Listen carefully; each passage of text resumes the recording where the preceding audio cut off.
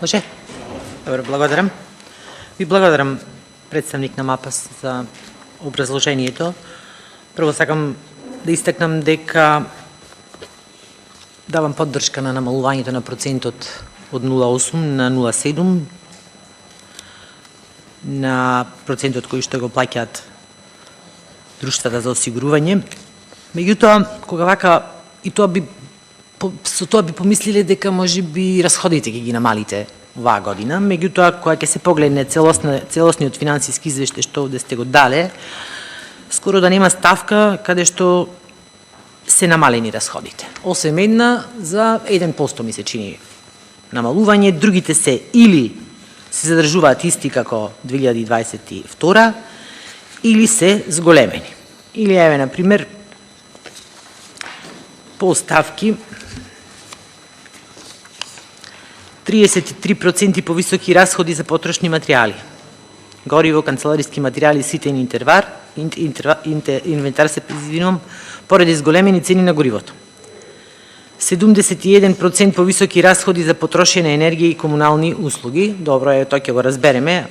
Вие сте на слободниот пазар, тоа значи дека заради повишената цена на енергијата, на електричната енергија 71%. 14% повисоки расходи за издатоци за реклама и репрезентација. 23,6% зголемување за расходите на наемнини, иако ми се чини во наративот на почетокот имате истакнато дека оваа ставка е иста како 2022, меѓутоа во деталната анализа на финансискиот извештај по ставки веќе 23,6 поголема, а не е онака како што вие овде сте навеле во оној дел на почеток. 40% повисоки расходи за интелектуални и други услуги. Па сега вака во услови на криза, иако за некои од овие ставки еве можеби ќе имаме разбирање.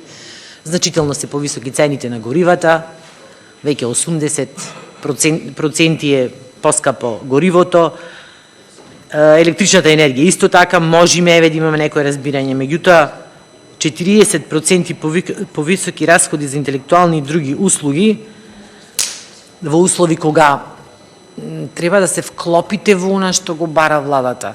Заштеди.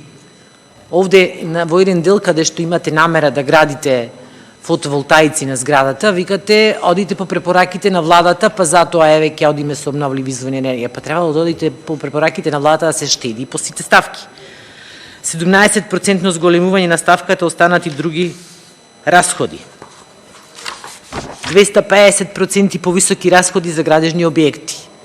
И тука, ова е тоа што го спомнав за изградбата на фотоволтаици, тука значи со тие средства околу 3 милиони ми се чини денари, ќе изработите само одредени поправки на кровот, елаборати, колку има услови да се изградат овие фотоволтаици и на крај 14% повисоки расходи за плати, и тоа е прашање дали планирате да вработите плюс луѓе, колку се вработени, никаде во финансискиот план не спомнувате колку вработени има агенцијата, или пак евентуално предвидувате дека ќе ви се дозволи покачување на платите, и околу 125% повисоки расходи за даноци и придонеси кои не зависат од резултатот, односно тоа се трошоци за персонален данок врз основа на исплатите за наместоци за надворешните членови на Советот за експерти. Би сакала да ми одговорите, значи, колку вработени има моментално, дали 14% покачување на платите значи зголемување на бројот на вработени во ова време или евентуално предпоставка дека ќе се покачат платите и зошто толкаво зголемување на расходите за даноци од Советот на експерти. Значи, Советот на експерти сигурно и минатата година беше ист на број и сега. Така да, генерална оценката, која ќе погледневме дека се намалува процентот од скупните придонеси, и што, еве, кажавте, ќе значи 0,1% повисоки примања на пензионерите, овај финансиски план не оди во насока на тоа што би било намалување од зафаќањето од пензионерите. Мислам дека требаше во оваа кризна година со ваква инфлација да бидете еден пример каде што ќе покажете помали расходи и уште нешто само за резервниот фонд. Еден од приходите планирани, значи прве ненадомесот придонеси од пензиски друштва, еве се зголеми уште едно пензиско друштво во 2022, административни надоместоци и приходи од камати, каде што 1.500.000 денари се земаат камати од така наречен резервен фонд, кој што го има агенцијата, го чува во банка како депозит. Баш ми се чини дека тој резервен депозит кој што го имате во моментот во банка, баш треба да го искористите за обновливи извори на енергија, баш во ова кризно време кое што се наоѓа државата. Ви благодарам, очекувам дека ќе ми одговорите на прашањата.